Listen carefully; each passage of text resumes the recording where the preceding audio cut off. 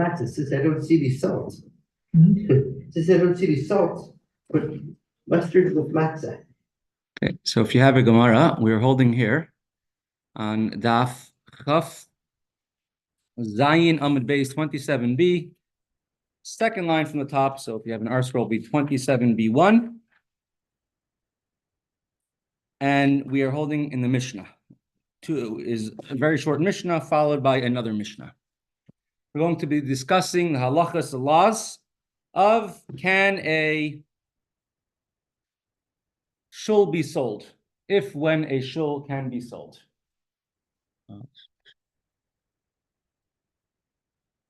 So if you have the Gemara, three lines on the top, Ein moichrim el sharabim liyachid. There's such a thing as a shul in a house. There was a NFL player from Pittsburgh. What? A NFL player, a football player. He moved to Florida, and he bought himself a very big, fancy house, expensive house from a Jewish family. They're a Syrian family, and in the house there was a shul. So this black NFL player, his name is Antonio Brown, he goes and he buys a house with a shul inside. So the people who, when he bought the house, they asked him, "What are you going to do with the synagogue?" He says, "I'm going to keep it. I have a lot of Jewish friends. Let them come over. I want to show them I have a synagogue in my house." So a shul in a house, but this was built for a shul. Does it have the kedusha, the same sanctity as a shul? How about a shul of a small shtibel, a small community? How about a shul of a big community? Like a communal shul, like say, like a 770. We already learned halacha before that before building any shul, any house of worship, always it's proper to take the board to make a condition that if we have or we find a better location, a better space, we are going to move, and the old shul, the old place is no longer sacred. It's al t'nai, condition. And even you could even have the original shul used as a multi-purpose room. We have over here in Pittsburgh that the shul is used as a gym during the week because it's built with that t'nai in mind, that the shul is sort of a tenant as opposed to the place being built for a shul. So you have right now the Mishnah is dividing between a beis haknesses shel yachid and a beis haknesses shel rabim. A shul belongs, a shul that's used by many, by the large public, the community, or a shul that's used by an individual. So ein meicher nisher rabim liyachid nisher mid noisem mikdushasai divrei Rebbe Meir. Rebbe Meir says, and he's a more stringent opinion in this Mishnah, you cannot sell a shul that's used by a community to a shul that's going to be used only now by one person, by one individual. So let's say that shul in that house was being used by the community who ever lived inside of that gated community as a shul, and assumingly, because what are you building a shul if not to have at least a minyan of people come together? You cannot sell it to an individual person who wants to use a shul for himself because you are lowering the kedusha of the shul, lowering the holiness. Divrei Rebbe Meir. These are the words of Rebbe Meir, and you cannot. Are you able to see the screen, or it's a little far? It's a little bit of a downgrade, and you're not. And as we learned in the past few Mishnahs, you're not allowed to downgrade any kedusha, anything from holiness. Amrulai, the sages told Rebbe Meir, Im Kain, Af lemi'ir gdoila li'ir ktana. You should not be allowed to sell any shul, a shul from a large city to a small city. Like, what does it mean, selling? How exactly do you do it? So there's different ways of doing it. A large city to small city could, first of all, mean that not necessarily the building is moving, but the congregation is moving. Let's say you can't sell a shul from a very large congregation of hundreds of people to a shul just barely a minyan scratching by, which has a minyan once a week. According to you, that you can't downgrade something of kedusha of holiness, you should not be allowed to sell a shul from a large city to a small city. Now, there's no halacha, and the Gemara takes it as a given that there's a halacha that it's accepted. You're allowed to sell a shul from a shul to a shul, as long as it's being used as a shul. It's fine. Doesn't matter how many people come inside, because all you need is 10 for kaddish and say Yiskadash Viskadash Shmei Rabbah. So once you have that.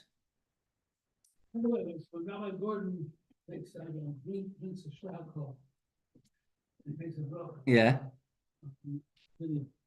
Yeah. Yeah. You can answer Amen. It's fine.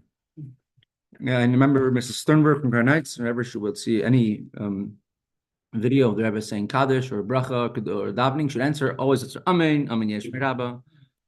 You could answer Amen. Detail how much, but after the riots in Newark, New Jersey, the community left. Right. The shuls were empty. They sold it. I'm not sure to who, but it wasn't for another shul, and gave the money to Eretz Israel in the bush. Right. So we're going to have that. We're going to have that exact scenario in the next Mishnah, which is coming up in another 5 lines. But that exact scenario you're talking about, there were the riots in Newark and the whole Jewish community emptied out. You had the East Flatbush neighborhood, right, which from the year 1969 to 1972, in 3 years, it went from having a sukkah on every single porch of every single block to not even being able to have a minyan in almost any of the shuls. Right, Rabbi Hecht was the last shul, and he barely scraped by a minyan. Right, there were Yeshiva Chaim Berlin had 2 buildings over there. They're middle of construction of a 3rd building, and then they sold all 3 and moved to Flatbush. And so yeah, the flight then was tremendous. And then when I moved there, I'm saying, and you see the aftermath. My house had a mezuzah. My neighbor's house still had one of these old mezuzahs up. People remember the Jewish people, who used to be there. There was a place where we would go vote. You weren't allowed to walk in because it was a church, but it used to be a shul. It was a Jewish community center, and many such examples. There's many buildings with luchas on there. Well, that's more of a topic for next Mishnah than as opposed to this Mishnah. But a shul which is, let's say, no longer in use, if people left, if it's sold by, it's called the Shiva Tuvi Ha'ir, the elected board in charge. So the 7 representatives. So 7 is the given number. Could be more, could be less. So then that building itself could be used for technically anything. But that will be next Mishnah, and the money has to be dedicated towards another shul.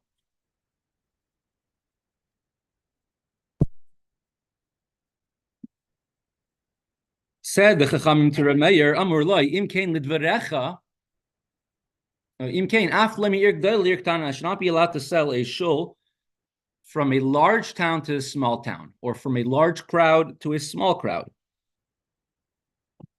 A lot of times, not necessarily was a shul built with deep foundations in the ground. It could be just a hut, sort of.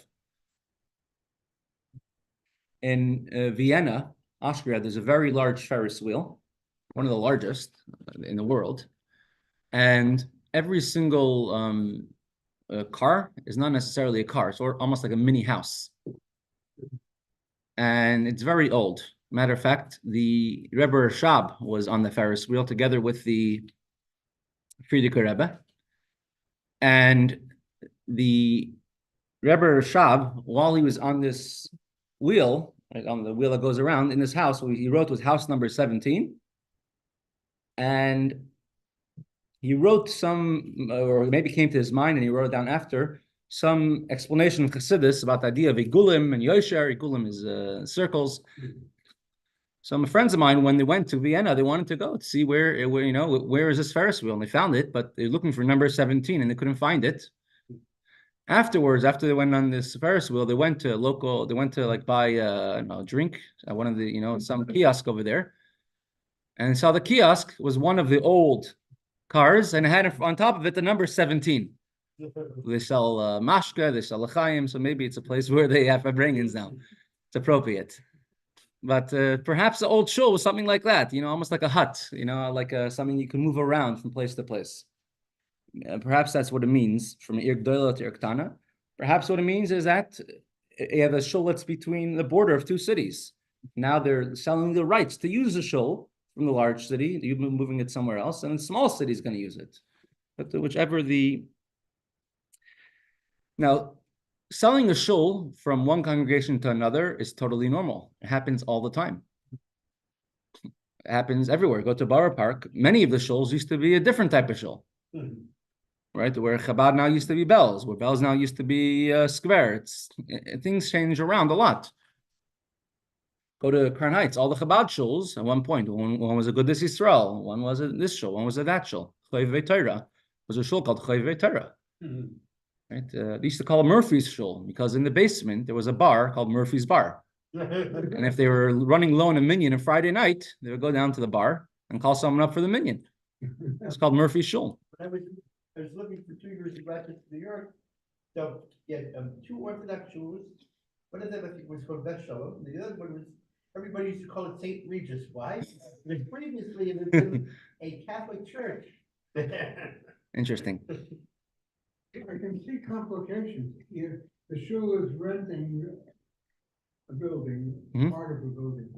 They're very successful, they outgrow it, they decide to go somewhere else. Around the block, but they don't own the building that they left. Right, they don't own the building, so there's no kedusha. There's no inherent holiness. The only kedusha could be is if the shul owned the building. If the property is bought in such a way that the shul never owned the building, and the shul was almost like a tenant in the building, they're one of the usages of the building, it never has a kedusha of a shul. So a Chabad house, when it's built or when to begin with, it's for a multi-purpose place. It's in order to have a bar mitzvah here. It's in order to have a Jewish comedy night. It's in order to have Jewish cook-off night, and in order to have a Purim party, and in order to have Yom Kippur services, right? All in the same room. And if you need to pack your shalach manis, you do it in the same room too. And if you're having a Shabbaton of kids, a camp coming, and you want to have 25 kids sleeping, it's going to be in the same room. It's bought as a multi-purpose room, and the shul is sort of just like a tenant of the shul. You have to make that tonight to begin with, that condition. There's some poskim, we learned this in last Zman Smichas Chaver, which say that even if you didn't make that condition, but nowadays it's almost implicit. But it's still best to say to begin with that this will be a multi-purpose room to be used for whatever it is.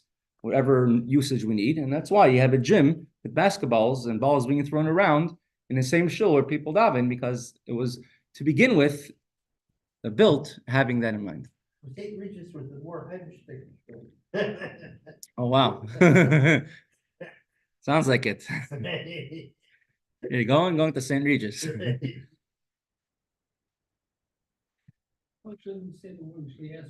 Sane, I said, I don't know. I think I took out the T with the. There's been a Catholic church before. Right, Rabbi in S. Monaco, California, right? When he gave the Rebbe changes Simcha Monica, right? He gave the Rebbe a coin that the mayor of the city gave him, and the Rebbe took tape and covered over the first word, just left the S. So next time he gave it with a new coin he got minted with S. Monica, and the Rebbe says he changed it to Simcha Monica. Says the Gemara, Shapi Karmelera Banan, the Rebbe Meir seemingly is the Chachamim, the sages, have a very good claim to Rebbe Meir, rational argument. If you sell a shul to another shul, what could go wrong? Who cares if you're selling a shul from a large shul to a small shul? Right? A shul is a shul. If you have 10 people, 10 answering Amen Yeshmei Rabba, and you say Kedusha, a shul is a shul, and there's no issue to sell from a large shul to a small shul. And there'll be no issue to sell from a large town to a small town as well. So in that case, why should it be forbidden to sell from a public shul to a private shul? Let's say you have a private shul. This shul belongs only to members of a certain club. You got to be over 6 feet tall in order to be a member of the shul. And they don't let anybody else in. but you're selling it to a shul. What could go wrong with that? The Gemara answers, Meir says you cannot sell a shul from being a public shul to a private shul, but you could sell a shul from a large city to a small city. And here's the difference. When I'm selling a shul from a large town to a small town. Now, until now, this shul used to be the Pittsburgh shul, and now it became the Carnegie PA shul. Right. However, Meikara Kadisha, to begin with, it was always holy as a shul, and now it's staying a shul. Hashdanami Kadisha. Now, after you sold it, it's still a congregation, Oev Hashem of Carnegie PA, but it's still a shul. However, when you're selling a shul from a community to an individual, to a private shul, there is not as much kedusha. Right? There's some people. The Gemara doesn't add any word of context. Leke kedusha klal, there's no kedusha at all, or leke kedusha kol kach, not as much kedusha. The Ramban says that if you sell a shul to an individual, that shul still has sanctity, still holiness in that place. Who said that? The Ramban. Ramban, you said. Ramban. And therefore, whatever you can't do in a shul, right? You can't go set up a mattress and go to sleep in a shul. You can't do that even if the shul was sold to individual. But what if the individual is wealthy and it's wealthy to fix up the shul and invite, to make a new minyan in the shul, and he'll make a minyan. Yeah. And so in that case, it's no longer a yachid. It's no longer an individual shul. Have you said I should wrap up with a Ramban with the N. with an N? Yeah. There's Nachmanides. Nachmanides, correct. There used to be a common phenomena in a lot of the small towns in Europe called you had a parush. A parush was a person who separated himself from his family, from his wife, from everybody. He wouldn't look around at anything or anybody, and instead he would have a side room in the shul, and he would sit there and learn the whole day and the whole night. He would sleep on a bench. He would eat the beer minimum just to survive. Many of them would fast every single day. And they were held in very high esteem by many of the people of the town. And they were called a parush, someone who separates themselves from the world. Right? The Baal Shem Tov said that it's more of a novelty to be involved with the world and to bring Hashem into every single thing in the world. But parush, the idea is novel, and at least before the advent of Chassidus, it was not so uncommon to have a parush. And many cities would build a special beis medrash, a special room just for the parush. Some places would build a whole shul next to the parush, at the parush just for him, and then they would be able to. And the parush would have this room next door, and he could hear Amen, Kedusha, Baruch Hu, come out in order to for Rosh Hashanah, Yom Kippur, come out to hold the Torah, and then go back to his room. When they go out, they would not look around them, or they would or they would wear a blindfold. So, could you take a place that was a shul and make it into a house for a parush? Could you block off some of the shul and repurpose it to become the parush's house? Right. So this is what essentially it is. You're taking it from a shul of a public and you're making it into a shul of a private for one person. He's going to learn there, he'll daven there, but there's no minyan in that room. So this is what a mayor says. You don't have as much kedusha in a beis hakneses shel yachid, in a beis hakneses that belongs to this one individual person. Rabbanon, the Chachamim say there's no problem to sell a shul as long as it's going to be respected as a shul and used as a shul. Because if you start making differences, then I should say I'm not allowed to sell a shul from a overflowing crowd, right? A place which has many people, to a shul which has only a few people. A big city has a lot of people, and then it's a b'roivam hadras malach. When many people are in a place, it gives prestige. So you must, and since we're not concerned, you are allowed to sell a shul as long as it's being used for a shul. So as long as the money which is received for the sale is used to buy something, a shul or something else which is allowed to be used, for example, to pidyon shuyim, to redeem captives, or to get married, or to learn Torah. So as long as the money is being used for the proper purpose, there's no more kedusha, no more holiness in the original place, and you're allowed to use it for other topics, doesn't have to be a shul anymore. It could be used even for something else. For all objects except for 4 things. Which 4 things? Says the next Mishnah. We'll do just the Mishnah, and then we'll pull up some pictures over here. Okay. Let's do this next Mishnah. I'll move it like this. Mishnah. Chav Zayin Amud Bey, second Mishnah, about 8 lines down the page. Mishnah. Ein moichin beis hakneses el t'nai. Shem yirtzu yachziruhu divrei Meir. Meir says that when you sell a shul, talking about selling a shul, a communal shul, not a private shul, and you're selling it to someone else, you have to make a condition that if we want to buy it back, we'll be able to buy it back and go back to the original owners. Because the mayor says that if you sell a shul in perpetuity, it's making disrespect for the entire institution of a shul. Right? There was the highest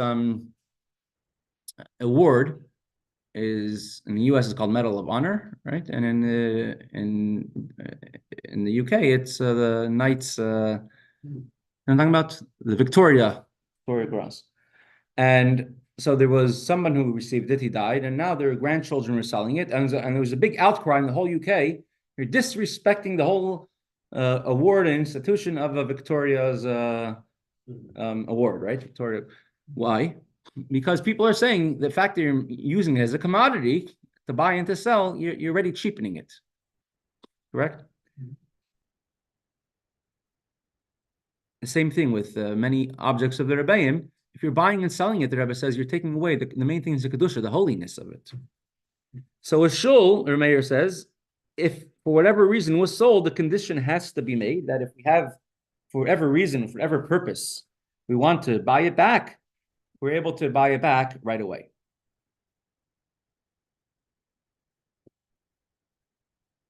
The Chachamim and the sages say, Moichrin oisai mimkar oilam.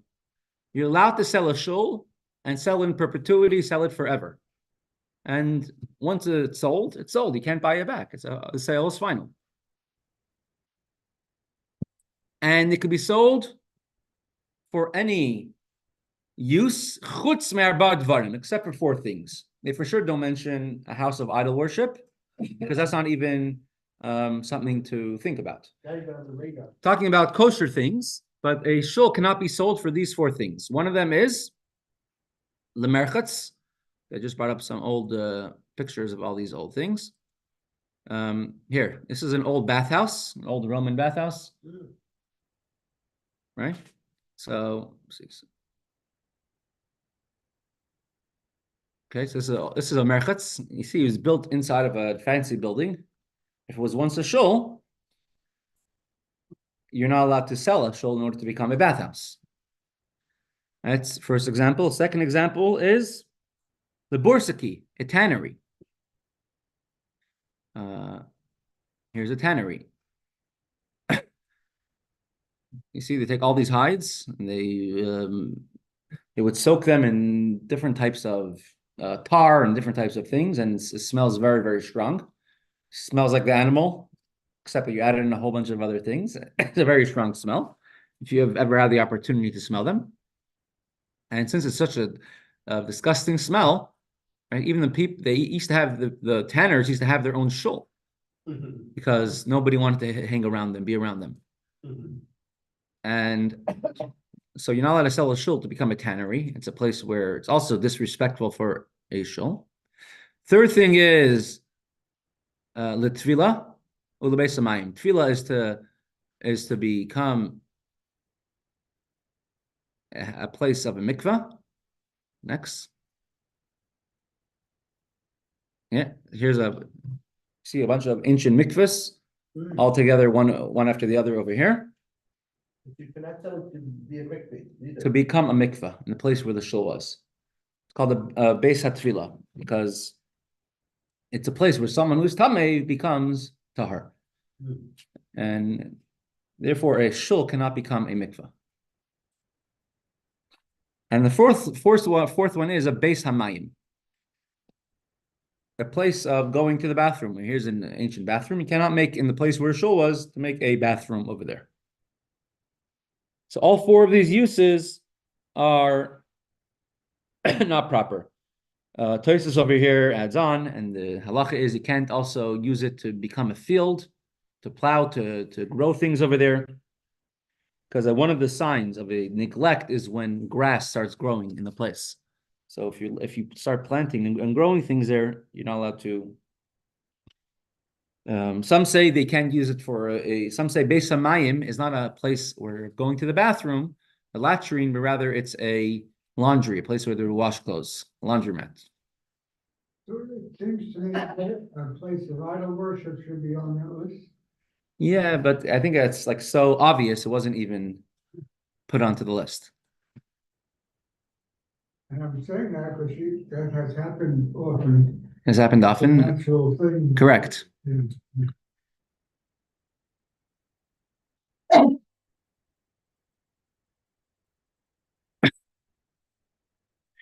Rabbi Yehuda says, you could sell it for the purpose of serving as a courtyard. And the buyer could do whatever they want with it, even these four things. What is Rabbi Yehuda adding on? According to the Ran, Rabbi Yehuda is adding on that the Rabbi Yehuda is arguing with the Chaim and with the sages on two things. First of all, he says that you could sell it for anything as long as you don't stipulate when you're selling it what you're selling it for, and that after the sale the buyer could do whatever they want with it. But to conclude with the opinions, just to summarize the opinions over here in the Mishnah, your mayor says you're never allowed to sell a public shul for anything but a shul, and even after the shul was sold, it could be bought back by the original buyers, and the shul always has to stay a shul forever in perpetuity. That's your mayor. The opinion of the sages is that when you sell it, you have to make a condition that you are able to buy it back. Otherwise, the sale is in perpetuity. The sages say you're allowed to sell a shul, even to an individual, and the individual does not have to use it as a shul, use it for whatever they want, except for these four things, which we said are disrespectful to a shul. Now, Rabbi Yehuda says, when you're selling the shul, you just say you're selling it as a courtyard, and then afterwards it could be used for anything whatsoever, any usage at all. So I just brought up there's an interesting website, interesting book called Lost Synagogues of New York City. Now, here's just a list in Brooklyn, just all these shuls, which used to be shuls and now either are churches or are totally different buildings right now. And if you can see over here, it's small lettering. All these shuls over here. These are just some of the shuls, just the ones that they have pictures in this book. But Rochester Avenue, Petach Tikva, Congregation Petach Tikva, East Flatbush, Lenox Road, Congregation Friends of Holy Torah, 890 Lenox Road, East Flatbush. All these places, and some of them are around the corner from where I used to live. Used to once be shuls, and unfortunately, Abbas Achim, Bedford, Gates Avenue, 1403 Eastern Parkway, Congregation of Das Yeshurun. My father would always say, especially when we talk with those growing up at that time, they remember the Satmar Shul at this corner in Crown Heights, and they remember the Belber Shul and the Belzer Shul and the Kerastira Shul. And even shuls that were around, let's say the Kerastira Shul was around all the way till the 90s on Eastern Parkway. They had a mikveh there in the basement. The Rebbe used that mikveh many, many times, the Kerastira mikveh, and then it was sold. And so Kerastir bought themselves a new shul in a different location. So the person who bought it didn't keep it as a shul. He bought it to live in. He took the mikveh, filled it up with cement, and now it's his basement. And it's a Chabad family which lives there now. So that's at least when the shul was sold for, in a legal way. But a shul which is sold, you go to over here. You said the Chabad family did through that? Chabad family bought that building. It's a good location. There's some beautiful, beautiful shuls. You see the luchos and everything, the Stars of David, and it says, some Baptist, whatever, from a Greek Baptist, and you go through example after example. You see the Magen Davids, and it's another type of church, and Magen Davids with the luchos and the stained glass.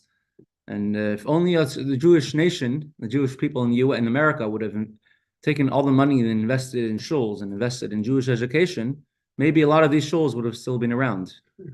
They have, what does it say over there? Shah Denoira, I can't really read. Share Torah. That's the name of the shul, Share Torah. And Salem Missionary, whatever, Baptist. Yeah. So it's definitely, this used to be a Magen David, and they rearranged the stars to look a little different, or just took out pieces.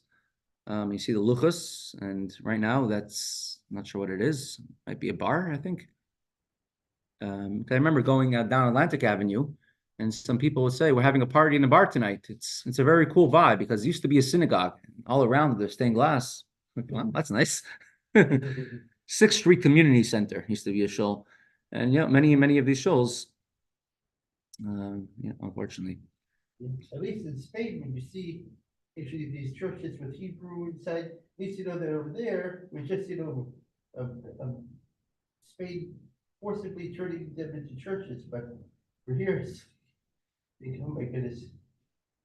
Okay. I said I ordered a few more of these svarim. This should be coming, I think today. Rabbi Darren will be here, Mitzvah Shem, tomorrow, 11:30. So in the meantime, I don't know if you'll be able to see over here on the screen. I'll try making it as large as possible. Okay. The Maimer Veyaddata could be learned much quicker, much faster if you're learning reading and translating, but we're going to learn it together with Rabbi Vigler's additions. The idea of the Maimer is Veyaddata Hayom you should know ki Hashem hu Elokim. Elokim, which is this entire world as we know it, is Hashem, Havaya, Yud Kei Vav Kei. And Yud Kei Vav Kei is the name of Hashem, which is the essence of Hashem. It's called Veyaddata Moskva, Veyaddata Moscow. Now, it was said in the year 1897. Now, the Rebbe Rashab was generally in Lubavitch. And there were times he was outside of Lubavitch. But Moscow was not the capital of Russia. The royal capital was Petersburg, and the arts capital, culture capital, but in the financial capital and in pretty much every other area, Moscow was a big city, and Moscow was the greatest capital of Russia, which had the largest Jewish population in the world back then, in 1897. Well, you sometimes have actually where officially a certain place is the capital, but really the administrative places, so like in Germany, I think maybe you have it officially Berlin, but unofficially, the administrative is in a different place. Interesting. So the Rebbe Rashab, he had to be in Moscow for his health, but he said this particular Maimer in Moscow, because there must be a special connection to Moscow. So if you look, and he brings just over here just some of the background and why this mimer is so necessary for the Rebbe Rashab to say every few years to purify the ear, because it's saying that Elikim, everything you see out there in the world, which that year 1897 was a year of tremendous turmoil, as we'll bring up soon. Havaya, everything you see Elikim is Havaya, is the essence of Hashem. There's no such thing as a world is a concealment or it's a contradiction to godliness, to Hashem. At this point, many of the things which the Jewish people had for centuries, and Russia was really, you could say, the last holdout, the last strongest holdout, thanks to the Mesiras Nefesh of the Alter Rebbe and the Rebbeim, where the vast, overwhelming majority of all Jews were steadfast in their Yiddishkeit, and right, but already from when Napoleon came and he brought the emancipation, broke down the ghetto walls, right, and the persecution of Jews officially stopped, and the mass and the Enlightenment movement, Haskalah, came, and the mass secularization, sometimes forced, sometimes voluntary, sometimes on their own accord, was taking place. And there, you can say only in Russia, where there are tremendous decrees, right? With the Alter Rebbe, where he fought tooth and nail against Napoleon, the Tsar should win. And there was a tremendous persecution of the Jews throughout the entire 1800s. So now we're coming to the end of the 1800s. And in the year 1897, he says that's the year the last Tsar of Russia was crowned, was coronated as king. Right? This is our Nicholas at his coronation.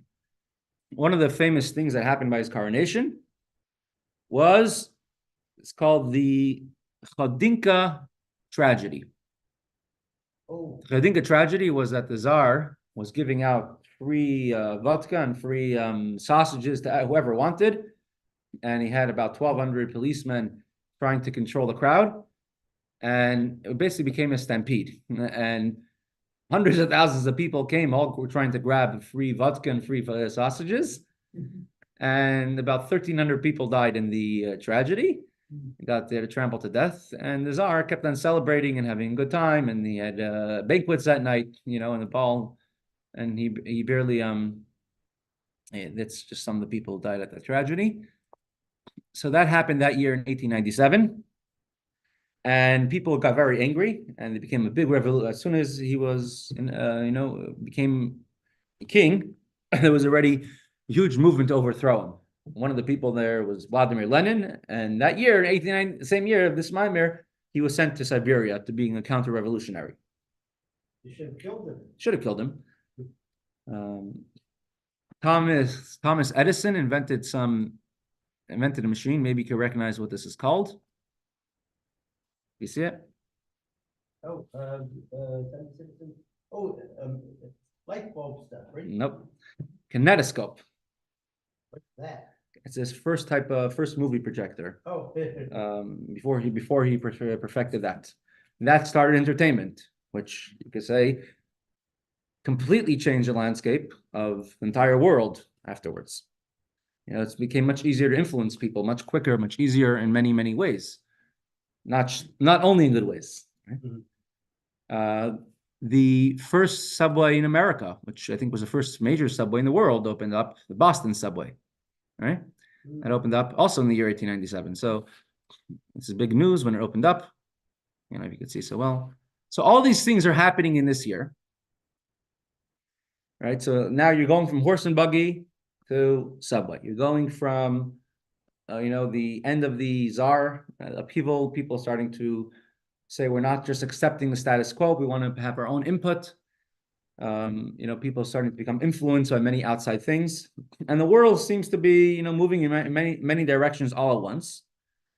And it was swept along a tremendous amount of people, especially young Jewish minds, And so this Maimir, which is said in Moscow, in the capital of Russia, in the most influential city in entire Russia, was that everything that goes on in this world, Elikim, nature of the world, the darkness of the world is Havaya. It's the essence, it's Hashem, not just Hashem, but Havaya, the way it is, Shema Etzem, the essential name of Hashem. And if you don't see it, then you could just have the munam, the belief that, right, Veyaddata, you have to know it, you have to believe it so strong, it has to be like in your knowledge that it affects you, that you get absolutely no fear, and you should know that everything that happens is Elikim, to turn over the darkness into light. So perhaps this is one of the big ideas of this mimer, of Veyaddata Hayom. So we're going to explain throughout the mimer what is Havaya, which is a 4-letter name of Hashem, and what is Elikim. And we'll see from the very first example, from creation, from what happened by Egypt, what happened by Pesach, until what is Havaya Elikim to happen by Matan Torah. Okay, we'll continue with the mimer on all this, Simir Hashem, on Monday. And tomorrow, Hashem, Rabbi Darren will be